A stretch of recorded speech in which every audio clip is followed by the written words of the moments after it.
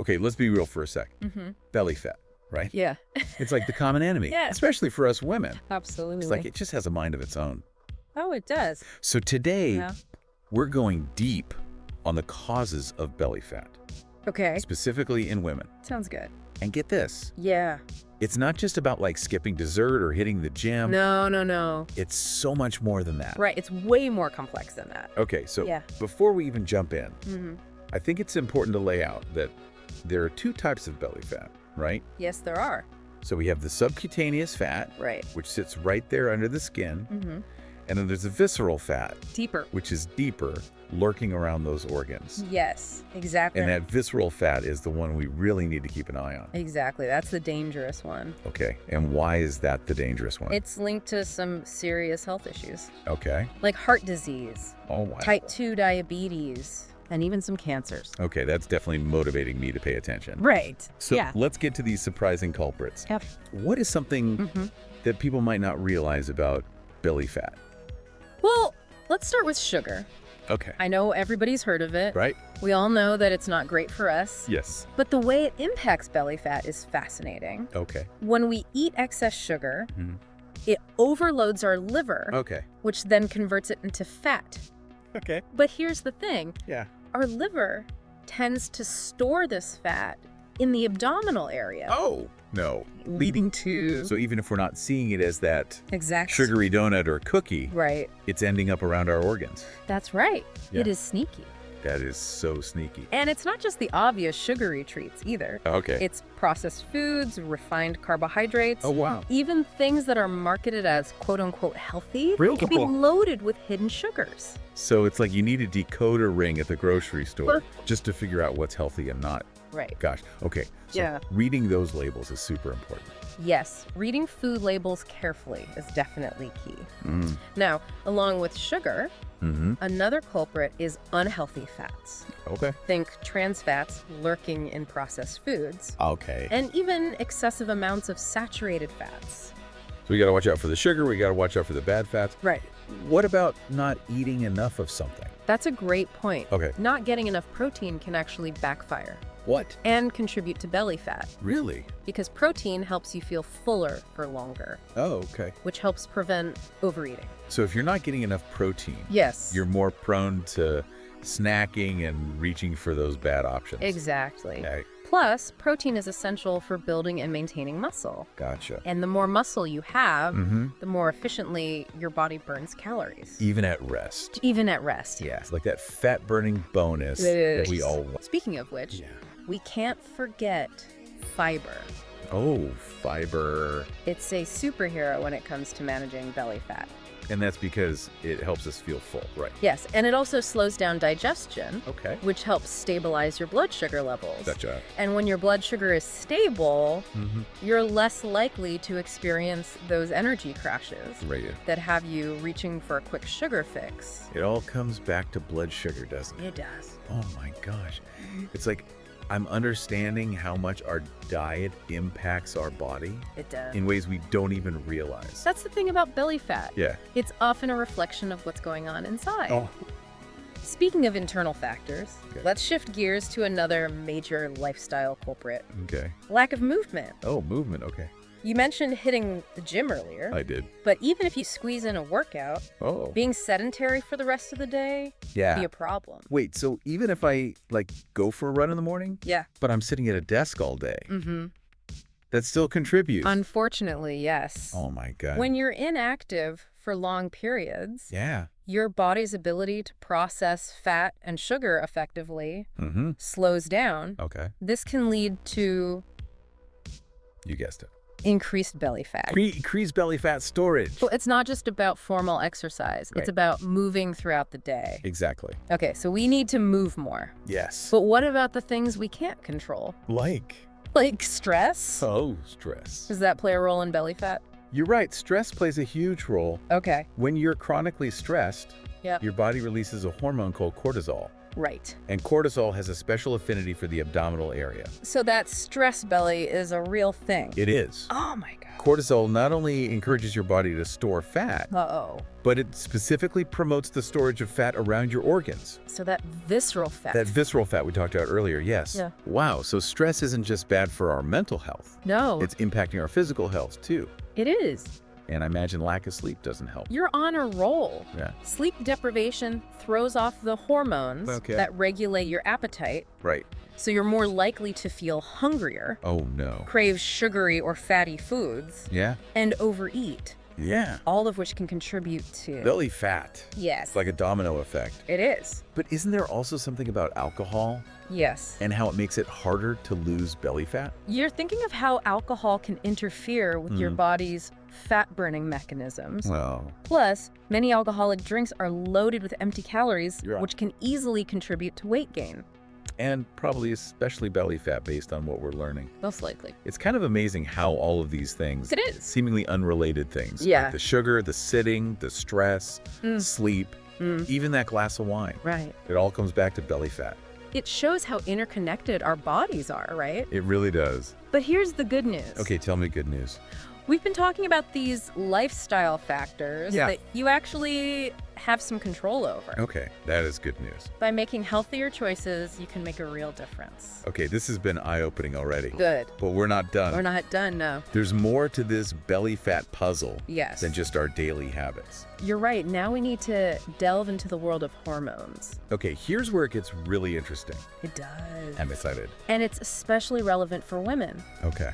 because our hormones play a huge role in where we store fat. Oh, interesting. One of the most significant shifts happens during menopause. Menopause, that's something that affects so many women. It does, yes. Okay, tell me more. As estrogen levels decline during menopause, Okay. there's a tendency for fat to redistribute away from the hips and thighs Okay. and settle right in the abdomen. So it's not necessarily that we're gaining more fat. Right. It's just migrating. Precisely. Oh, that's frustrating. It's a natural process, Right. but it can be frustrating. Yeah, definitely. Now, besides menopause, Mm-hmm. there are other hormonal conditions that can affect belly fat. Oh, okay. Have you ever heard of PCOS? PCOS, that's polycystic ovary syndrome, right? Yes. Okay, yeah. It's a hormonal disorder Okay. that can disrupt ovulation Yeah. and lead to higher levels of androgens, And those are which are male hormones. male hormones. Okay, and how do they tie into belly fat? While increased androgen levels can contribute to weight gain, Okay. and you guessed it, Mm-hmm. that weight gain tends to be concentrated in the abdominal area. It's amazing how, Right. even though it's primarily a condition affecting the ovaries, Mhm. it can have these wider implications. Exactly. Wow. Okay, so And another hormonal factor to consider okay. is thyroid dysfunction, Okay. specifically an underactive thyroid. Right, or hypothyroidism. Hypothyroidism. Okay. When your thyroid isn't producing enough hormones, Mm-hmm. your metabolism slows down, Okay. which can make it harder to maintain a healthy weight Right. and easier to gain belly fat. So we've covered lifestyle factors. Yeah. We've covered hormonal influences. Yeah. Is there anything else There is. that we need to consider when it comes to belly fat? There's one more piece of the puzzle we need to explore. Okay. Underlying health conditions. Underlying health conditions. That can contribute to belly fat. Let's dive into those. All right. Welcome back to our deep dive into belly fat in women. Yeah. So far, we've uncovered a whole bunch of culprits, We have. from like those sneaky sugars Yes. to those pesky hormones. They are pesky. It's been quite a journey It has. into the complexities of belly fat. Yes. But now, let's switch gears a little bit Okay. and talk solutions. Right. What can we actually do about this stubborn belly fat? Well, I think the key takeaway here is that there's no magic bullet. Okay. We've seen how different factors are at play, Right. so a one-size-fits-all approach just won't cut it. So we need a personalized strategy Yes. that takes into account all those different things we've been talking about. The lifestyle factors, hormonal influences, and underlying conditions. It's about addressing the root causes, Okay. not just masking the symptoms. Gotcha. So let's start with the foundation. Okay. Dietary adjustments. All right, let's talk food. Yes, let's talk food. Where do we begin? First, make whole foods your best friends. Okay. Fruits, vegetables, whole grains, lean protein, healthy fats. Okay. Those should be the stars of your plate. And I'm guessing processed foods are on the avoid list. As much as possible, yes. Okay. Those processed foods, sugary drinks, refined carbs, They're the ones that send your blood sugar soaring Right. and contribute to belly fat. So it's about choosing foods Yes. that keep our blood sugar stable. Okay, and it's not just what we eat. Right. It's how much. Right. Yeah. Portion control is key. Portion control is key, even with healthy food. Yes, because you can overeat anything, really. It's easy to overeat without realizing it. Yeah, okay, and we can't forget about fiber.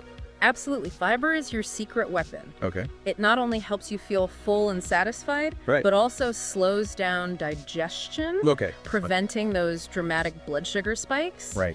Aim to get fiber from a variety of sources, Okay. like fruits, vegetables, legumes, and whole grains. So we've covered dietary adjustments. We have. What about exercise?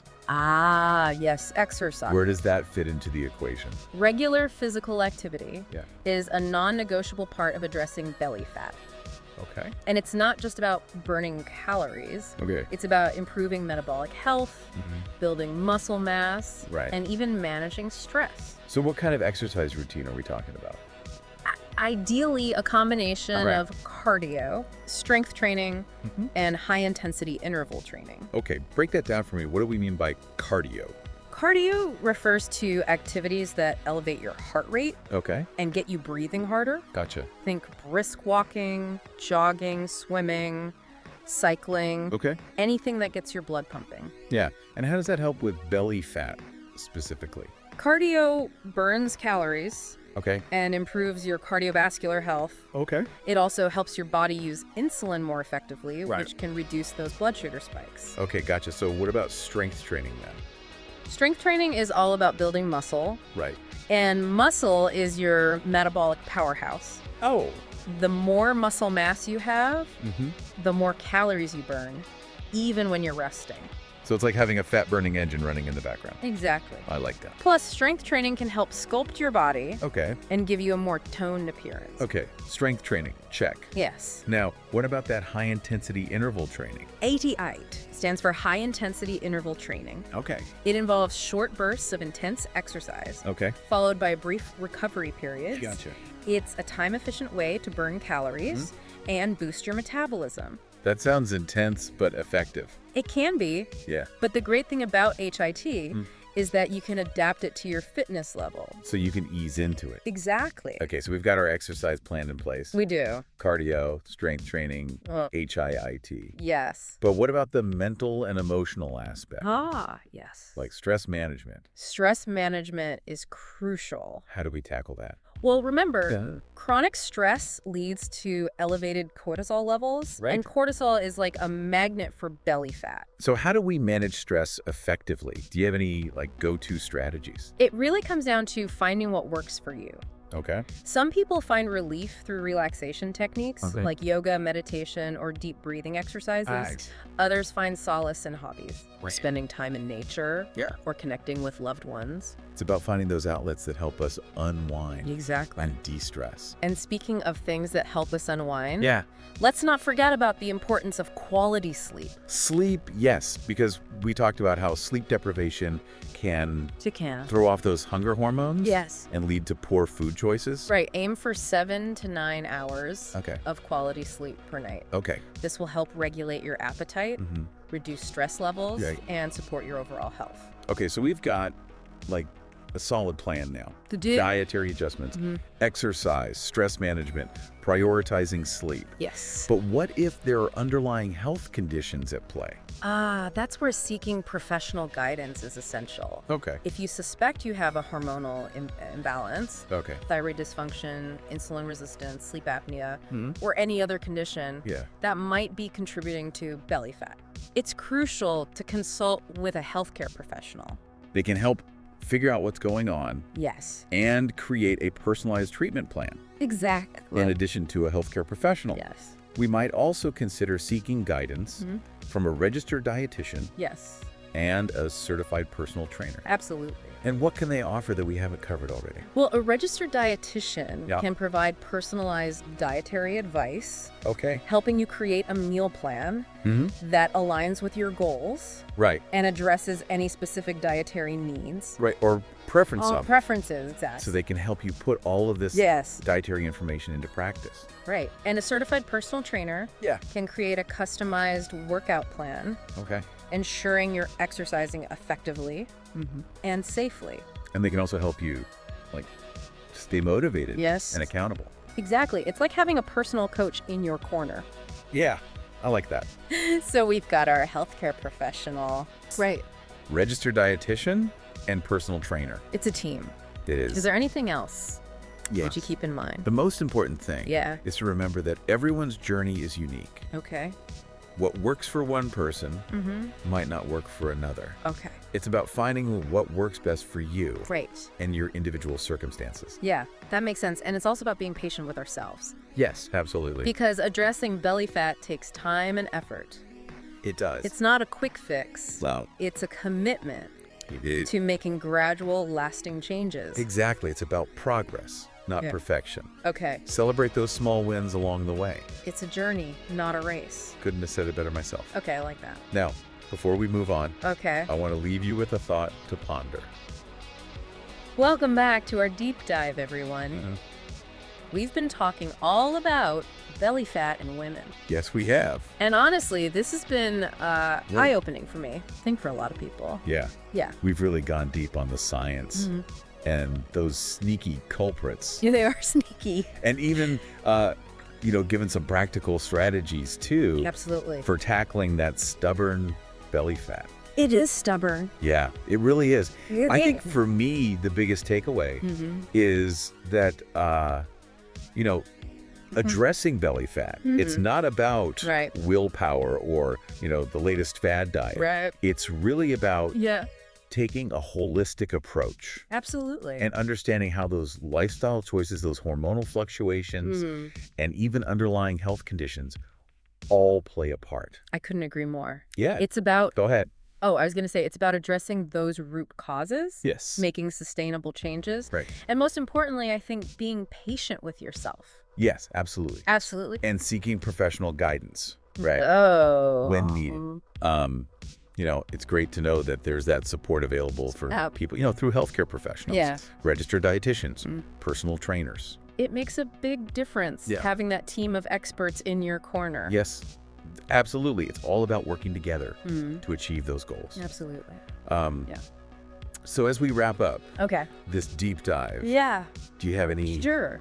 final thoughts I do. or insights you'd like to share? I think it's important to remember that this isn't just about fitting into a certain size jeans or achieving a specific look. Right. It's about improving your overall health and well-being.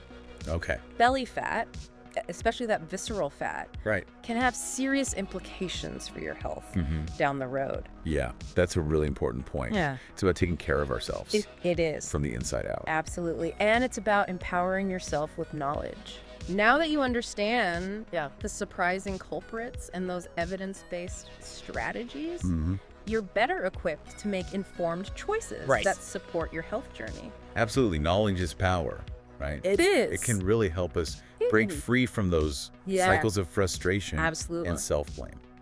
Remember, you're not alone in this. Okay. So many women face these same challenges. Yeah. And by taking those small, consistent steps Right. each day, Yeah. you can make a real difference. And celebrate those small wins Yes. along the way. Absolutely. Every step forward is a victory, I love that. no matter how small. Progress, not perfection. Yes. Embrace the journey. Be kind to yourself. Right. And remember that you have the power to make positive changes. I love that those are words to live by. They are. This has been an incredible deep dive. It has. I feel like I've learned so much. Me too. And for all of you listening out there, Yeah. we hope this deep dive into belly fat in women has been informative and empowering. Absolutely. Remember, you have the knowledge You do. and the tools Yes. to take charge of your health. That's right. So Yeah. what small change will you make today?